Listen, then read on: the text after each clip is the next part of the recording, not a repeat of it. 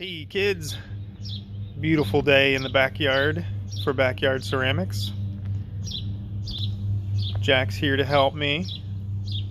So yesterday, oh look at him. Yesterday my little kiln gave up the ghost. It went kaput. And I flipped it upside down, as you can see. And this appears to have, there's the ground wire. That appears to have completely burnt off. Okay. Now this is a super simple kiln, super simple circuit. You know, the electricity. You've got two ends of the coil that go through the inside. These are the two ends on the outside. Two wires. It's not real difficult. Now, this is the old wire that the kiln came with. Backstory of this kiln is I bought it broken on eBay.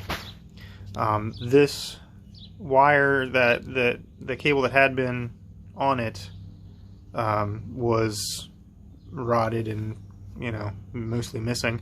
So I bought just the heaviest gauge cord that I could find, and I left a small amount of this cord on it because I was worried that these might get hot during the firing, and I wasn't sure if this cable, you know, if it would be able to handle the heat. Also, the electrical tape that I used when I joined this is also burnt. So I'm thinking that this cord is not necessary or helpful, and that what I'm going to do is I'm just going to cut off the end of this, get rid of this old cord, and put this cord directly on it. Now you notice that there's only two, you know, I know it's not positive and negative because it's alternating current. I'm used to everything being direct current because I do small electronics, but I guess it's hot and neutral. And then the third wire is ground, and the ground wire just attaches to the metal frame of this.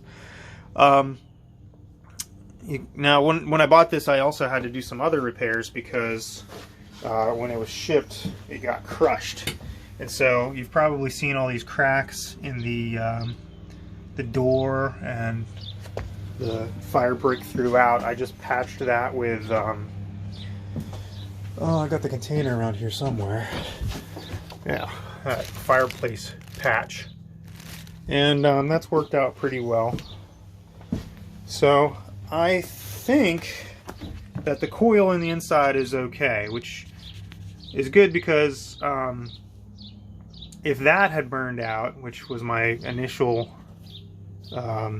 concern, I don't have any sort of markings on this kiln to identify where it came from, who made it, what company it is, or anything like that. So I wouldn't have any... Whoa. Sorry, Jack, I just stepped on his ball and woke him up. I wouldn't have any clue as to buying a replacement coil for it. I mean, I'm sure I could, but it would take some investigating. You know, when the kilns at school have any problems, it's super easy. I just call up the company. Their tech support is wonderful. It's the Scott company. I don't know if that means anything to anybody, but I highly recommend Scott Kilns because of their helpful support. And you know, I've replaced relays and thermocouples and little bits and pieces on the inside before, and it's all super easy because they basically walk you through it. With this kiln, I have no idea what what brand it is or anything like that. Now I meant to name this kiln too. My kilns at school, I've got two of them that I call them Archibald and Leopold. And I got lots and lots of great suggestions from students as to what to name this little guy. So I'm only about 50% certain that I can get it back up and running.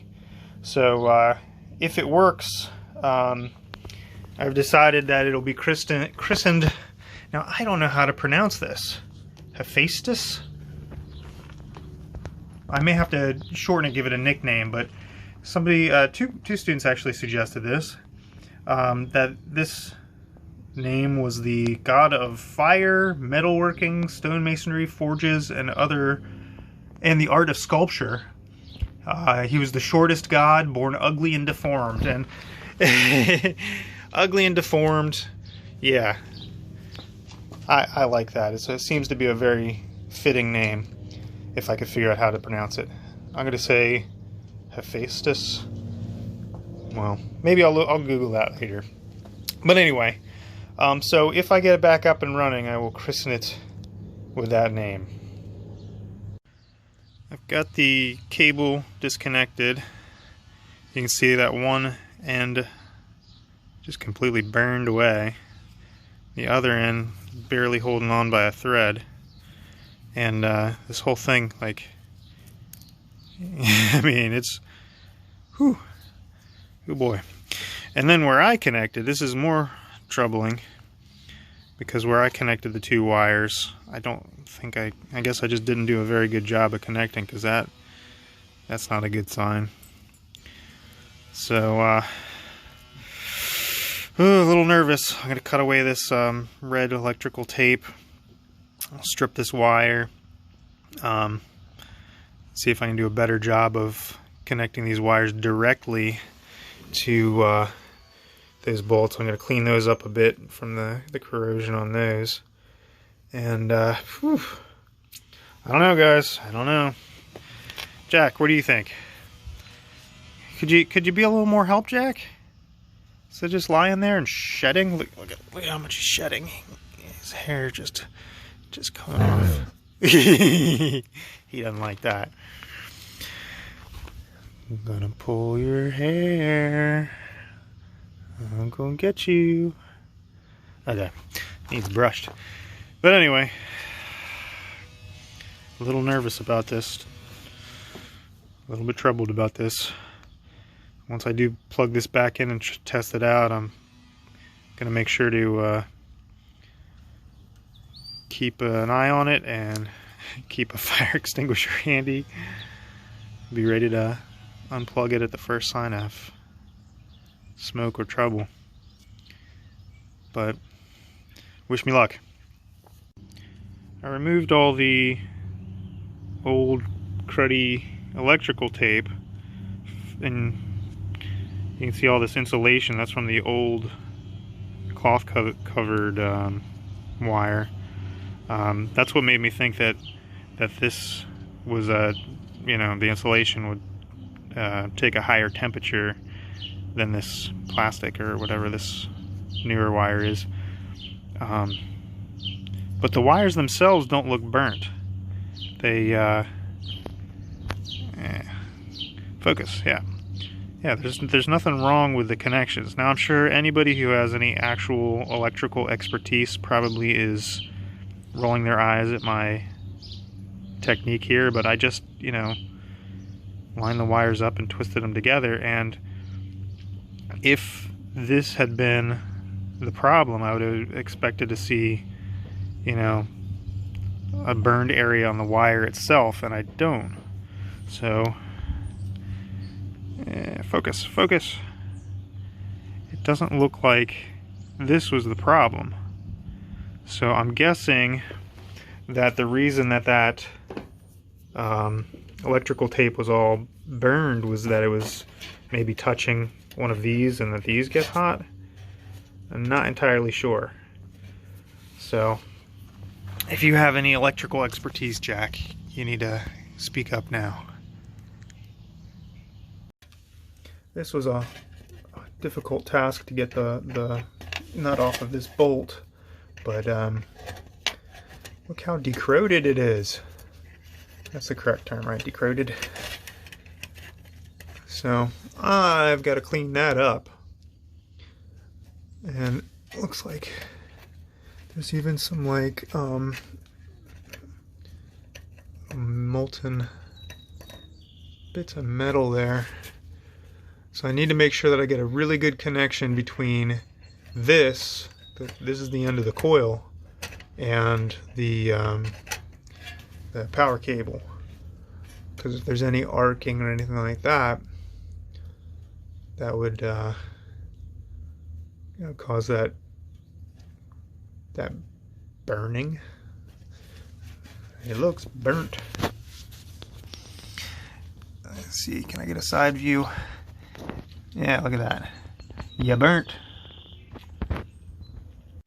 Progress status update check thing. I put up this umbrella because I felt like my skin was receiving damage from the Daystar. I took the Dremel tool with a little wire brush attachment and got all the corrosion off of those ends. They're all, can I see in here? They're all shined up now, so hopefully, no, I want focus. Okay, so that's all shined up, so I should get a good connection there.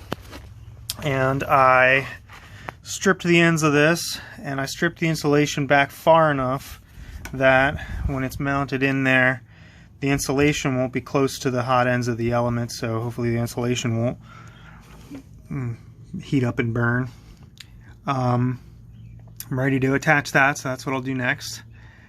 And then I'll plug it in, and I'm going to keep it upside down when I plug it in so I can watch those connections. If I see them starting to heat up and glow or smoke or melt or whatever, I can quick yank the plug. We'll do that for a little while and see how it goes. Alright, moment of truth. I'm going to try to plug this in one-handed.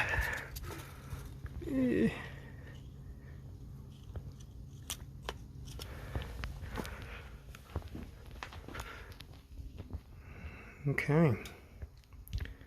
Now we wait. Oh, I feel warmth already. I think. Unless I'm just imagining things.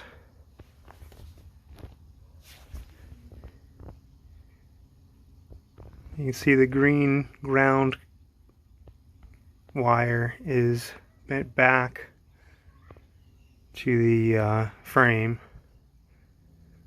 Oh, these paper clips are because the brick, there's like a fiberboard layer, and then there's the kiln brick, which is very soft, and it had crumbled around the corners, so the floor had actually sunk on the inside. So I put those paper clips underneath the metal strap to hold the corners up. So this is a real MacGyver-y kind of kiln, having paper clips holding it together. And you can see some pins that I put in there to hold the door. That's a door where it had crumbled and broken apart. I used the fireplace cement and put some metal pins through it. And oh yeah, there's heat. All right. Well, I'm gonna watch this for half hour or so and make sure that there's no melting of the insulation or smoking or anything like that. And if it works, then I'll flip it right side up and do a bisque fire. Woohoo! It lives. You can see we have glowing coil, and on the outside, no glowing, no arcing, no smoking, no excitement, which is good. So I think I'm ready to turn it over and do a test fire. Gotta clean up my area. Well, by the way, I did Google, actually I didn't Google, I DuckDuckGo search, and this is pronounced Hephaestus. So, upside down Hephaestus, gonna flip you right side up and try a fire. Woohoo! Good news! Hours have passed, and I don't see any signs of problems. Inside is nice and cherry red.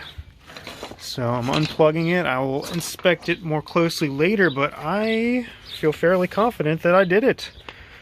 The kiln doctor has brought the little kiln back to life. So little Hephaestus lives again. All right, so you got to see this. We brushed Jack a little bit today. That's not snow on the ground there. That was just from a little bit of brushing. It is full-on shedding season. He doesn't like being brushed either. He gets overstimulated. All right, so thank you for watching, and see you next time on Backyard Ceramics.